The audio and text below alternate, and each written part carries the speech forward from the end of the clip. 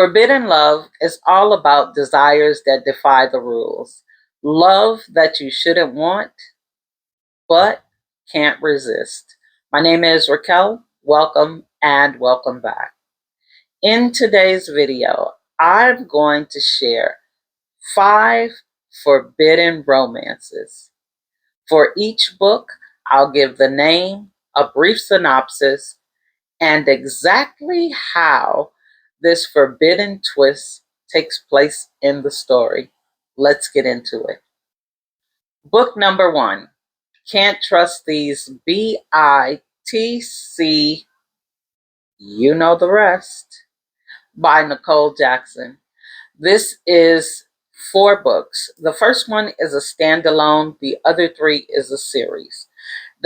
They all have the same name. They are all about basically the same trope. So in book 1, you have Ziri and Amir. Ziri is a young lady around 18, 19 years old, beautiful girl, lives with her mother. Her mother is one of those mothers who believe that you always have to get something from a man. It isn't about you liking him or connecting with him, love, marriage, none of that. It's all about what you can get from him. Now, Ziri doesn't share this observation, but of course she does have it in the back of her head. One day, Ziri's out and about. She's on her way to her friend's house. It's super hot. She's on the bus stop, and this guy drives up and offers her a ride to where she's going. They have a little back and forth. She decides to go ahead and take the ride. This guy, his name is Mike. He is not really her type, but she sees him as a trick. So she's like, okay, whatever. So she starts to hang out with him and, date him and whatnot. And so as they're dating, he is tricking on her. He's buying her shoes, giving her money, letting her drive his car, like just whatever he needs to do to get what he wants. At a point, Ziri thinks, I'm gonna have to go ahead and give in. Not that I necessarily want to, but at this point, he's giving me so much, I gotta give something back. She goes ahead and gives in. Bad move. Because now that he's gotten what he wants, not that he doesn't want it again, but he's got her hooked in. So just as much as she wants the shoes, the purses, the money, all of these different things, he wants his due. So they have like a back and forth. But once she gives in, now he's slacking up. He isn't answering her calls as fast. He's like making her wait and telling her he's busy, different things like that. He's supposed to take her on this job interview, and she's calling him and he's not answering. He hasn't shown up. So she's getting a little nervous because she really wants this job. Mike called from somebody else's phone number one day, and she remembers that. So she decides to call that number back. It turns out to be his cousin, Amir. Amir says, I don't know. Let me check and see if I can find him. They get off the phone, and Amir immediately called Mike. He's like, hey, what's up? Girl's waiting on you to take her to this job interview. He like, nah, I'm with my BM. I'm good for the day. I'm not doing nothing. Besides, I don't want her to have the job anyway. He like, okay, cool. He calls Ziri back and says, hey, I'll take you. So Ziri's over the moon. She's like, I'll give you some gas and, whoopie whoop whoop. And he like, no, just, be ready. I'll be there. So he takes her to the interview, and on the way to the interview, they're talking. Now, I have to say, Amir is doing a little hating. He's telling her about the baby mama and the baby on the way and that baby mama over there and all the women he got and putting his bid in all at the same time. So Ziri is like, oh, okay, I see how it is. So she just stops talking to Mike altogether. Now she's not answering his calls. She don't want to be bothered. No, nothing. and she is sneaking and hanging out with Amir, and that is the um and that is the forbidden trope. Aziri is dating her, and I don't know if I want to call him her ex, but for lack of a better word, her ex's cousin. And it is so good and so juicy. They are sneaking around, and Mike kind of feels like something is going on, but he can't put his finger on it. Oh, this one is so good. Like, oh, I wish I could just, man, you know what? I think I want to do like a live or a what do you call it? A Zoom. That way we can talk freely about these books. Like, you could say what it is you want to say. You could talk about it. Like, if you don't want to hear it, you don't want spoilers, then just don't come. But if you want to, like, literally just talk about these books, we're going to have to do Zooms or lives or something or another. Now let me get back to it. Yeah, so this one is really, really good. It was the first book. And then she started another book with the same name, but this one is a series and it has different characters. So this one is about two girls who are friends. They are just out of college, they're roommates, and they're more like frenemies. They have this back and forth where it's Randy and Aaron. Randy is in competition with Aaron. Aaron is not in competition with Randy. Randy feels like, I am slim, I'm light skinned, I'm more beautiful than you, so I can get and have any man I want, and blah, blah, blah, blah, blah. And Randy is just kind of like, yeah, because you lay down with them all, you're not really like getting anything from them. So it's that back and forth that they have, right? So one day they go out to the club and they meet these two guys. Now, the two guys are Keon and Tyreek. Keon and Tyreek are brothers. And Keon is the suave debonair, he's the kind that just kind of sits back and watches everything happen. He don't have to approach women because the women will approach him. Tyreek, on the other hand, he's different. He's the one who will go out of his way if he sees something he wants. He's the guy who feels like he can buy his way into a girl's life, right? So they meet these two young ladies and they start to date. And the thing is, Keon is only hanging out with Randy after 12. So we know what that's about. On the other hand, Tyreek kind of comes over whenever Keon comes over, but now he's starting to come over by himself. He's taking Aaron out. He's buying her shoes and bags and giving her money and paying her bills and just all of the things, right?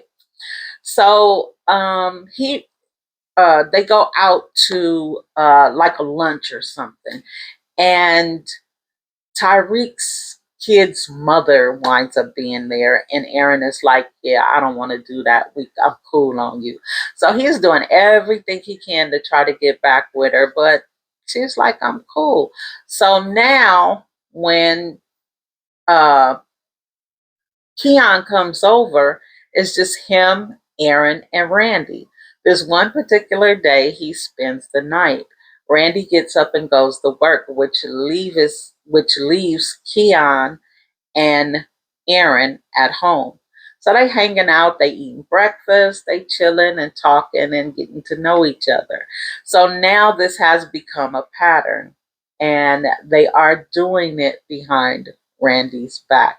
This is a great book. I cannot tell you all of the mess and drama that is happening in this book because, like I say, the more people you have, the messier it is. So you've got Keon, his brother, his cousin baby comes in book 2, his mother, his sister, what's her name? Giselle, who is also in another book. And then on Randy's side, you've got Randy's mom, and not so much as much of Randy's family as you have of Keon's family, but Keon's family is a trip. They are all there. Everybody's in the book. Then when you get to book two, like I said, they bring in Baby, which is Keon's cousin, and they bring in a girl named Sai, who is Aaron's cousin, and Sai and Baby get together. They get together in book two, and book three is their story. This is a great series. I have read it multiple times. I could not leave it out. I love me some Ncole Jackson, and she has numerous books with the forbidden love trope. I chose this one because I always talk about even when it's wrong, and the forbidden trope in that one is a mother-daughter forbidden trope. She's got No More Tears. That's best friends, two best friends. Um, she's got one called Circumstances, which is two girls that are friends. So I mean, I have read them all. I love, that's probably why I like her so much now that I think about it, because this is my favorite trope, the forbidden love. Now, on to book number two. Book number two is Rhythms Blues by Kimberly Brown. So in Rhythms Blues, Rhythm is a young lady who is a physical therapist, and she has a boyfriend who is a rapper. She moves from the state she lives in to where he is. The difference is they had a pretty good relationship when they were here. But once she moves to where he is now he's disrespectful. He's no good. His head then blew up, and because he's got this rap career, is getting off the ground. So now his head then blew up. He talking crazy, being disrespectful, got all his friends in the house. And she like, you know what? I'm cool. I don't want to do this. I just don't want to. I don't want to be with you. I'm good. So she goes on about her business. A little while down the line, she's a physical therapist. She's at work. One of her clients, an older lady that enjoys time with her. Randy.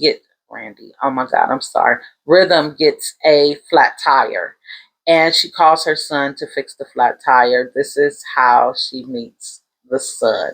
His name is Channing, and her ex-boyfriend's name is Raheem. So she meets Channing. They start to date and, going out. And what do you know? Channing is Raheem's producer, and that is the Forbidden Love. I enjoyed this book so much. This is one of those books that I hate it took me so long to read it. I had this book in my Kindle library for months, probably like a year, because I just recently read it. It was in my Kindle library forever. And when I read it, I was like, oh my God, why did I wait so long to read this book? But it is really good. I totally enjoyed the love story.